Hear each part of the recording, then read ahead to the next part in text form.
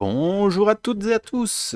Alors dans cette vidéo, nous allons voir ensemble comment faire passer une variable, faire passer l'information ici de l'alarme vers la lampe. En fait, pour cela, vous êtes obligé de passer par le personnage, d'accord? Donc par vous-même, un peu comme si c'était un score ou une vie. Et en fait, ça va venir influencer le reste de la scène. Alors, ce que l'on va faire, c'est venir dans le personnage. Donc, on va venir ici sur Editor Person. Et ce qu'on va faire, c'est lui rajouter tout simplement une variable ici. Cette variable, je vais l'appeler alarme. Voilà. Et cette variable, donc si je compile par défaut, elle n'est pas activée. Donc l'alarme n'est pas activée.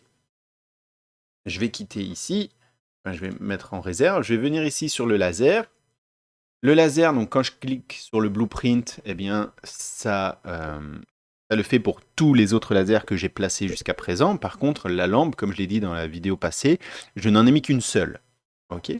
Alors hop, je viens ici, je caste déjà le personnage, et ensuite j'ai juste l'impression de l'alarme qui vient se faire. Ça, je vais l'enlever. Et dans le personnage, je vais pouvoir aller rechercher alarme. D'accord? Third person character, set alarme. Et donc, je vais cocher ici. Donc, au moment où je rentre dans l'alarme, eh bien, ça va aller activer la variable sur mon personnage. D'accord? Donc, je suis obligé d'aller caster donc, le personnage qui a été touché. On caste pour savoir si c'est bien la troisième personne. Et ensuite, dans la troisième personne, on vient lui activer alarme. Alors, pour cela, il faut venir rajouter ici le lien. On compile, on sauvegarde, donc il faut les deux liens pour pouvoir setter l'alarme. Maintenant, quand je vais passer dans alarme, eh bien, ça va venir tout simplement cocher cette petite case. Ok.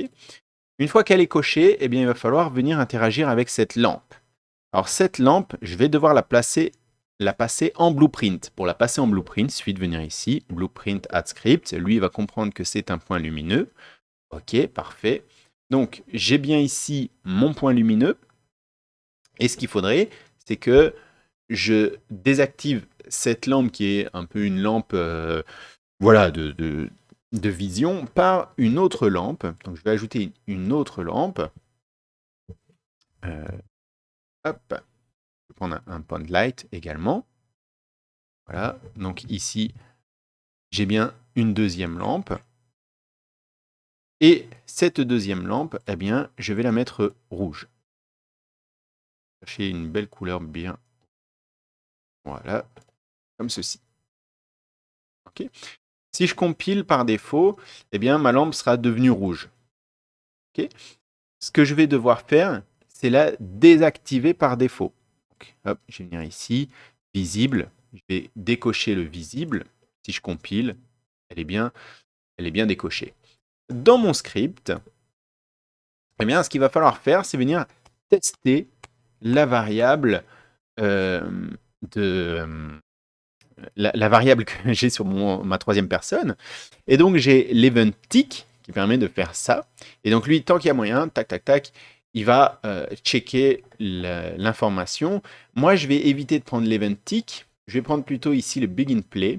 Et je vais créer moi-même une boucle. D'accord? Pour éviter que l'ordinateur ne calcule trop souvent les informations. Donc ici, event begin play. Qu'est-ce qu'il va faire? Eh bien, il va devoir aller regarder l'information. Donc, cast to third person character. Hein. Voilà. Si je caste, si je compile, il va me mettre des erreurs. Pourquoi? Parce que je n'ai pas ici d'objet. Et c'est là le problème. C'est moi, je n'ai plus la sortie comme je l'avais ici dans le laser. Donc, j'ai plus le other actor. Et du coup, bien, je vais pouvoir aller rechercher ici dans objet le player character. Le player character, donc le personnage que je vais jouer. Je vais compiler et du coup, là, il va bien le prendre. Alors, au démarrage, il va regarder et il va aller regarder. Hop, faute. voilà, par contre, ce n'est pas un set alarme, mais c'est un get alarme. Pour avoir ceci, il faut décocher ici tac, le contexte sensitive. Et je vais pouvoir aller chercher le get alarm. Le get alarm, clac, je vais pouvoir le relier ici. Et ce que je vais devoir, eh bien, c'est rajouter un si en programmation. Ici, ce sera un branch, mais si je clique if, si je tape if, eh bien, je vais bien récupérer mon branch. Voilà. Et donc ici, il va regarder. Et donc, si la valeur est vraie, d'accord, à ce moment-là, eh bien, je vais lui demander de m'activer ma lampe. Donc, c'était quoi? C'était ici visible. Hop. Je vais taper là.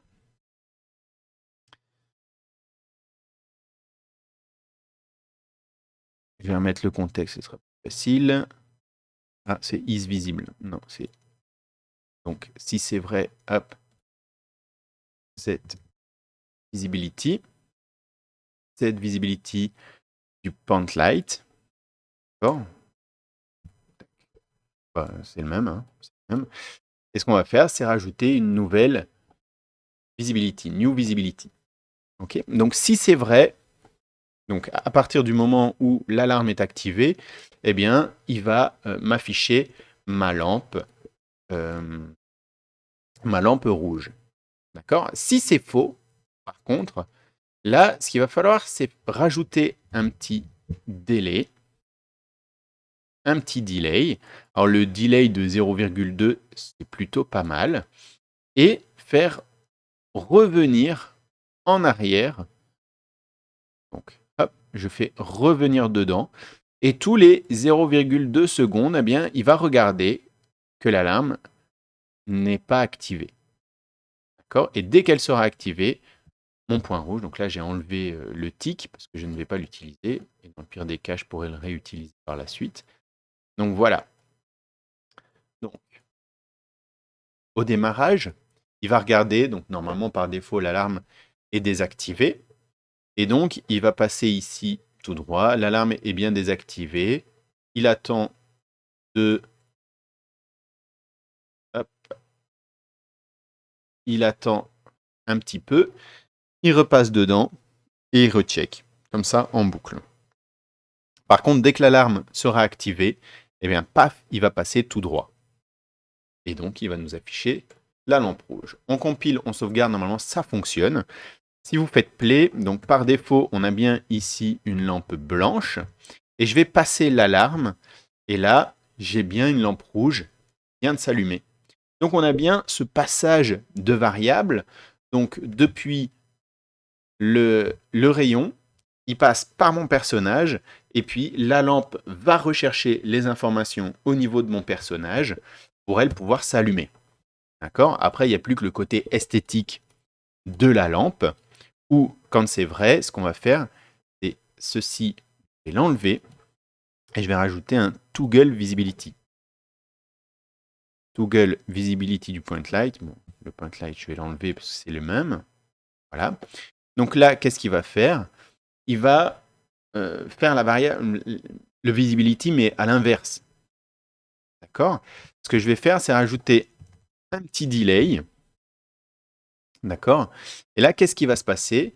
Eh bien, je vais repasser dedans.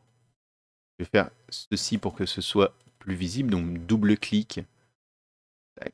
Pour que ce soit plus visible et on voit qu'il y a une boucle qui est effectuée.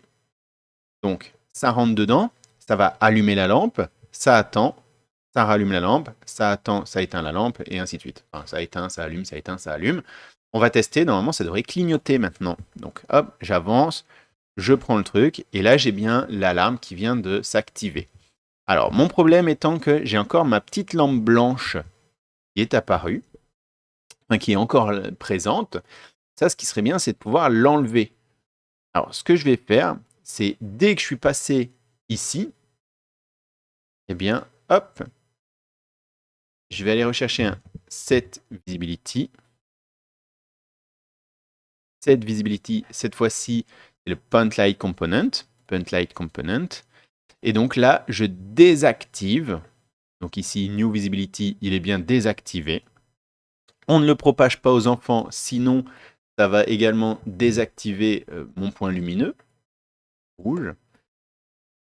On compile, on sauvegarde, et là, normalement, on ne devrait plus avoir le point blanc, enfin la lumière blanche. Tac. Donc je reviens voir, et là, effectivement, je n'ai plus ma lumière blanche qui restait, et donc je n'ai plus que ma lumière rouge qui clignote, comme ceci, comme quoi l'alarme a bien été enclenchée. Alors, l'avantage de ce genre de choses, donc lui, il nous a mis le blueprint ici, c'est que nous pouvons placer notre petite lampe à plein d'endroits dans la scène. Alors ça va un peu clignoter de partout, ce sera sympa. Voilà. De façon à ce que ça se voit bien. Voilà, près du coffre également. Voilà, donc j'en ai une dans l'entrée, j'en ai mis un petit peu partout, je vais faire play. Donc là, hop, je vais avancer. Et là, j'ai touché l'alarme. Mince, je vais devoir m'enfuir. Ok. Donc voilà un petit peu pour les interactions et surtout le passage donc d'une variable, en fait, d'un élément à l'autre.